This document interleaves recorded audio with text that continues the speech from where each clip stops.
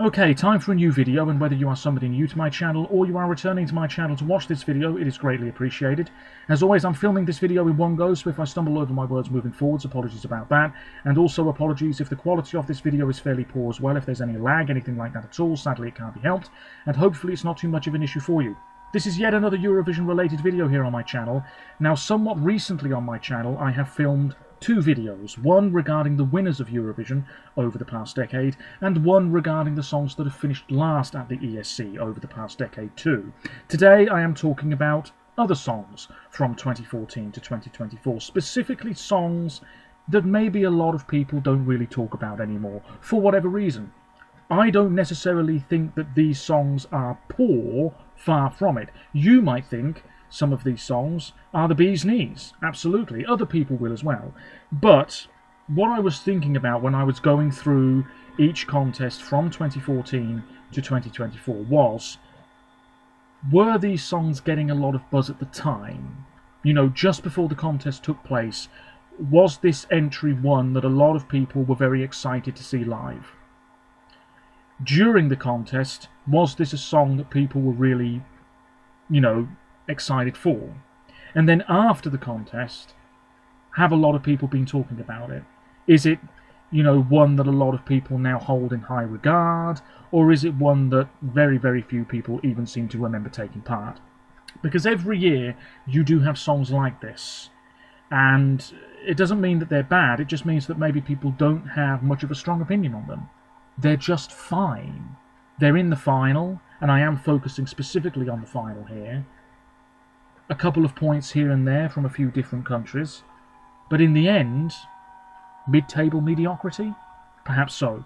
So with those criteria in mind, I have selected a song from each contest from 2014 to 2024, and I'm going to talk about them ever so briefly in this video. As always, you're welcome to let me know your thoughts on anything I discuss in today's video by leaving a comment down below, and as always there are links in the description to my other social media pages, check them out if you so wish. I'm going to begin, of course, with 2014, a decade ago in Copenhagen. The song that I've gone with is the German entry, Is It Right by Eloise. Now, it's an all-female group. I don't think they're making music anymore. I know for a fact the lead singer with the blonde hair has released solo material over the past few years. You had one woman on stage playing the contrabass, you had another one off to the other side playing the accordion. It's not a bad track at all. It's quite folksy in terms of its sound. You had lyrics on the backdrop, and purple lighting and gold lighting in the chorus, and tents on the backdrop as well.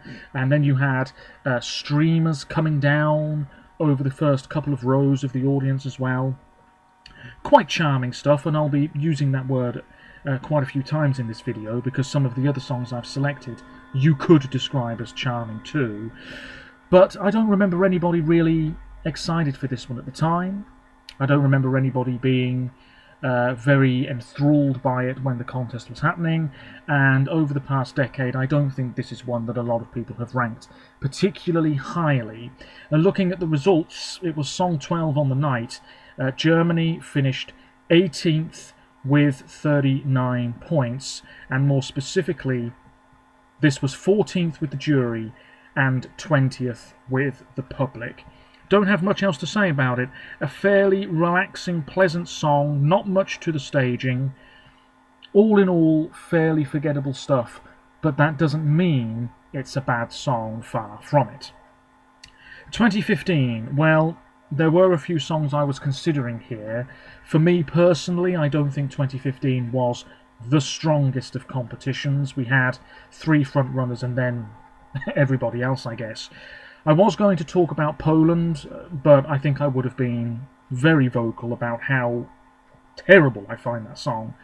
I could have spoken about Romania, but I've actually gone with Greece. This was Maria Elena Kyriakou with One Last Breath, song 15 on the night, finishing 19th with 23 points. A lot of songs in 2015 didn't receive very high marks because you had Sweden, Russia and Italy sucking a lot of the focus.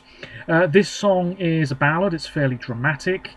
Silver sparkly dress, person off to one side pretending to play the piano, blue lighting, and then this ring of lights around Maria as well.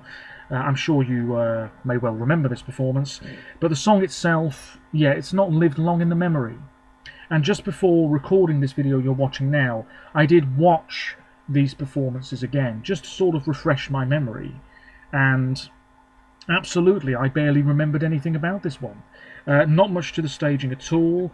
Feels a bit musical theatre, which is certainly not a bad thing. It's very slow for about half of this track, and then it does ramp up a bit, and if anything, towards the end, very light, rocky elements come into it as well. At least, to me, it seemed to be that way. And for a song called One Last Breath, you could say the way the vocals were delivered was on the breathy side. Looking at the split results, Greece were 19th with the jury and 21st with the public, and as mentioned previously, 19th overall with 23 points. A great example here of a song that I absolutely don't remember anybody really hyping up at the time, or indeed since. I am rambling big time as we move on to Stockholm 2016. This was a bit difficult because a lot of the songs in the grand final that year I think absolutely are loved and still spoken about by a lot of people. I looked at Hungary, that was Freddie with Pioneer. I looked at Italy, No Degree of Separation. And in the end, I plumped for Malta. This was Ira Losco, who finished second in 2002, returning with Walk on Water, which was not the song that she won the Maltese national selection with. It was changed, and this was the one that was internally chosen in the end, and the one that she sang at the competition. Song 22 on the night. This finished 12th with 153 points. This was the first year with the current voting system in place, where the jury vote and the public vote is separate, and the points are just added together at the end of proceedings. Ira Losco, very likeable, good singer, no doubt about it. She was in this quite fancy dress. Molly Pettersson-Hammar, who's been involved in Melfest a few times, co-writer of this song, and indeed a backing vocalist as well. Ira Losco's face on the stage floor, her eyes on the backdrop as well at the start of this track, dancer with her on stage, a somewhat repetitive chorus, no doubt about it, a very watery looking aesthetic to the performance as a whole, fairly uplifting stuff, but on the whole also fairly forgettable. But that does not mean it's a bad song. 12th place for this is not a bad result, of course. But again, I don't remember people really talking about this one at the time, and certainly I've seen very few people hype it up since. So there we go. It was absolutely a jury favourite. Taking a look at the split results, Malta were 4th in the jury vote. That's remarkably generous, and way down in 21st with the public, which I have to say, on a personal note, I don't disagree with. So there we go, Walk on Water. Let me know, do you prefer Walk on Water or the song that she originally had in the Maltese national selection, which I believe was called Chameleon? Moving on to Kyiv 2017. The song that I've gone with here, and this was a pretty obvious choice for me actually, Cyprus. This was Hovig with Gravity, a song written by Thomas Gierson, and if you know your Eurovision songwriters, you'll know that he's co-written Tattoo and Euphoria, and been involved with many a Melfest track, many a Eurovision track, multiple different countries. The man cannot stay away from Eurovision. Anyway, back in 2017, he was the sole songwriter of the Cypriot number, song 19 on the night, 68 points, 21st place. Hovig was in a black outfit, a couple of dancers on stage with him, also in black. We had a white backdrop, that massive LED screen that we had in Kyiv that year, with pulsating blocks. Very Belgium 2015, if you remember that one. There was also this moment where it was sort of silhouette, and Hovig was moving from side to side, absolutely. I really have so little to say about this, and I think that just sums up the whole point of this video, really. These are songs where there is so little to say about them, because there's not much to the staging necessarily, there's not much to the actual melody, there's nothing really to talk about with regards to the vocals. These songs are just there, or were just there, and nobody seemingly really adored them at the time, or indeed since. Taking a look at the split results for Gravity, Cyprus 2017, we can see here that actually 14th place in the public vote is not too bad. That's just ahead of Norway, Armenia, who were expected to do a great deal better, the Netherlands, the UK, yeah, absolutely, Australia, dear me. And then in the jury vote, 20th place, just ahead of Israel and just below France. Yeah, not much else to say about it at all. So we move on to Serbia 2018. This was the Lisbon competition. Very difficult to pick a song from that grand final. I think this was the one that was on just after the UK stage invasion. That was Suri, of course. I could have picked her. But in the end, I went for Serbia instead. Taking a look at the result, 113 points, 19th place, song 10 on the night. Sanja Ilic and Balkanika Nova Deca.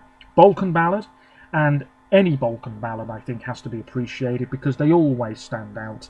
The sound, these songs can feel very rich in terms of the instrumentation, and the vocals are usually bang on the money as well. This wasn't too bad at all. I've barely listened to it since 2018, though. We had black and white outfits. You had one person off to one side banging the drums. Takes a while to get going. And then, if anything, it's traditional Balkan sounds mixed with slight pop sounds as well, I guess. All fairly dramatic stuff. And it does get more upbeat as it goes along. Very simple but fairly effective. In the end, though, the result, not brilliant, like I said, 19th place. Looking at the split results, Serbia were 12th with the public. That's ahead of Austria, who won the jury vote, ahead of Bulgaria, who were expected to challenge for the win, ahead of Hungary. That was a big fan favourite that ultimately didn't quite live up to my expectations, maybe, certainly in terms of the results. And then in the jury vote, Serbia were 21st, just ahead of Hungary, just below Denmark, who did a great deal better with the public. So there we go. Not a song that I think a lot of people raved about at the time. Certainly, I was quite surprised that it actually qualified, but there we are. What do I know? 2019, I have gone with Denmark. This was Leonora with Love Is Forever, the last Danish entry to make the final. It only just qualified, and then in the final, song 6 on the night, 12th place, 120 points. This was very charming. As I've said so many times before, charming songs can really do the business at Eurovision, because a lot of people who are hearing the songs for the first time, maybe they just want to be charmed. They want to just go along for the ride with this very sweet number. And certainly Love Is Forever is quite a sweet, albeit fairly saccharine, type of song. Maybe you think this shouldn't have qualified. It was a very, very close thing with Lithuania, if I remember correctly. Melanie Weber, who has been at Melfest within the past couple of years. She co-wrote this. I think she was a backing vocalist as well. We had clouds on the backdrop, and the camera was sort of panning around Leonora at the start, ever so slowly, and then she climbs the ladder and sits on this massive chair, and they're all sort of swaying about, having a jolly old time. Not much else to say about it, though. The chorus, again, you could say, well, it's not super repetitive, but I wouldn't say it's very memorable at all. Maybe the whole song isn't that memorable. I don't mind it. I have gone off it over the years, though, and certainly a lot of people, I think, were very indifferent. That's the word I should have been using from the start. These songs are all a bit indifferent for a lot of people, I think. Nobody's really loving them, and nobody's really hating them. 120 points, 12th place.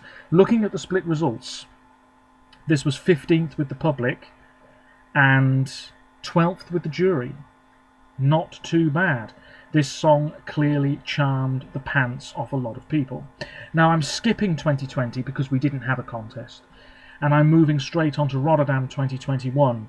This was very difficult because this was only a few years ago, so are there many songs that have been completely forgotten about? No, I don't think so. I looked at Israel, but I'm actually going to talk briefly about the Belgian entry. This was Hooverphonic, a band who've been around for a long time. You'll remember, I'm sure, that they had Luca as the lead singer. for 2020, and then she was replaced by one of the band's former lead singers. She came back for Eurovision. This was the wrong place, song 4 on the night, 74 points, 19th place. This is dark and mysterious and moody. Gustav, the 2023 Belgian representative, was there as a backing singer. I do like this one personally. I like the atmosphere of it, this sort of smoky jazz bar sort of thing going on. The members of the band were on podiums, you had a drummer as well, strobe effects. It was very monochrome, you know. On the whole, it was a job well done. But I think a lot of people, including myself at the time, knew this was probably going to struggle, and so it came to pass. Looking at the split results, Belgium were 13th with the jury. That's ahead of the Roop, that's ahead of Tusse, and so on. In the public half of the results, Belgium 3 points, 22nd place. An underrated gem, absolutely, and maybe a song that a lot of people just don't really think about much these days. Moving on to Turin 2022, well, take your pick. My God, we had so many ballads, so many middle-of-the-road type entries in the grand final, a real lull in proceedings in the second half of that show, which is probably why Moldova stood out so much. The song that I've gone with is actually the Swiss entry. Now, this was last in the final with the public, with a big fat 0, which I have to say I'm not too surprised by. In the jury vote, 12th place, 78 points, 17th place in the end. This was Marius Bear with Boys Do Cry. It was on fairly early, song 5, but this was going to struggle no matter where it was placed in the running order. Bit of a surprise qualifier. Marius sang okay. He was very casually dressed, all in black. There wasn't much to this performance at all. He just stood there for 3 minutes. We had sparkling lights behind him. Feels very sweet. And it's interesting, really, because I've just mentioned Denmark 2019. People liked that one. People voted for that one. It did okay in the results, and yet this one fell flat on its face with viewers. Now, why is that? Was this song poorer? Was it less charming? Was it less memorable? I don't really know. Anyway, it was quite heartfelt. Feels very sort of John Lewis Christmas advert, that sort of thing. Didn't build up to much. Nice message, but on the whole, there was so little support for this one. And I would be surprised if you found a Eurovision fan who absolutely adores this one. I'm sure there's people out there who do adore this, but they might be few and far between. Moving on to 2023, trying to get through this at a good pace now. I feel very phlegmy for some reason, dear me. This was Liverpool. I was there on the pier head on the night of the grand final. Videos on my channel if you want to see my reaction to the results. I have gone with Cyprus again. I'm afraid to say I could have gone with Switzerland again as well. This was Andrew Lambrou, Australian. Tried to represent Australia the year before, I think it was. Break a Broken Heart, song 7 on the night. Another Scandinavian songwriting team for this one. 126 points, 12th place. Not bad. Not a bad song at all. Powerful vocals. This quite explosive chorus. He's there, chest exposed, black outfit. That seems to be a running theme as well. Watery effects on the backdrop, and then he moves forwards, and then towards the end it ramps up a gear. Once again, this explosive chorus comes into life, and there's fire all around him. And, you know, it's quite a good moment, no doubt about it. Not a bad performance at all, albeit a fairly static one, you could say. Anyway, I'm looking at the other songs from last year's show.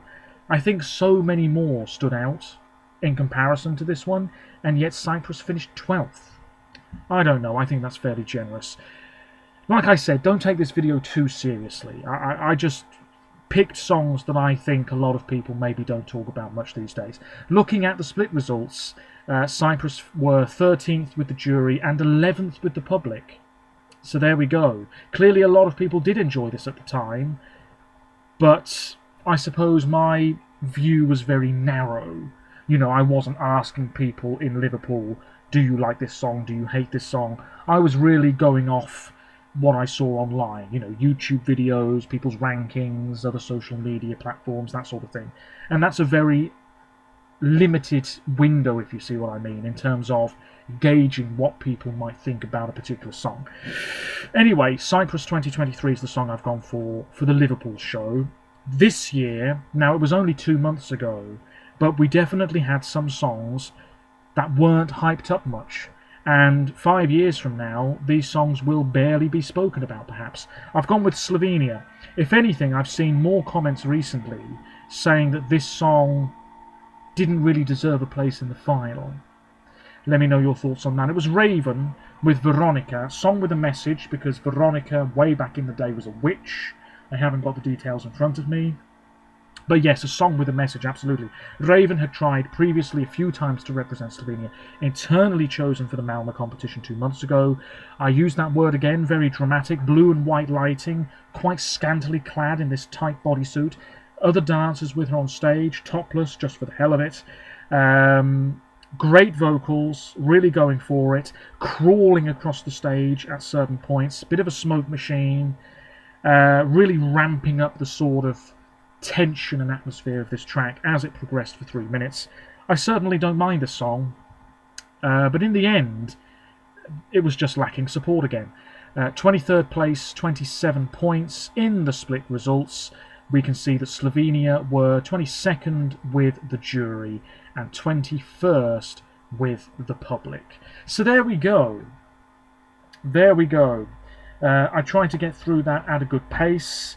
My word, did I still ramble though. So to recap, Germany 2014, Greece 2015, Malta 2016, Cyprus 2017, Serbia 2018, Denmark 2019, Belgium 2021, Switzerland 2022, Cyprus 2023, and Slovenia 2024. Songs that aren't bad, but nobody really seems to talk about them much, for whatever reason. Now, I could do another video like this, if the demand is there. I could do another video like this talking about semi-finalists over the past decade. Let me know if you want to see that, whether there's any interest for it. I'm happy to film it as and when. Certainly I could film a video like this regarding much older songs, because my god, so many older songs have fallen to one side, if you see what I mean. So I could film that in the future as well. Certainly, over the summer, I very much want to focus on older contests if possible. They will take a little bit of planning, no doubt about it, but I would like to talk about much older competitions moving forwards, and then obviously later in the year we can look ahead to 2025. I will be filming a What We Know So Far video once again with regards to 2025, maybe within the next few weeks. Until next time, my god, I'm very phlegmy. Excuse me. It's time I shut up. I think so. Until next time, hopefully the lag wasn't too bad. Take care of yourselves, stay safe, and bye for now.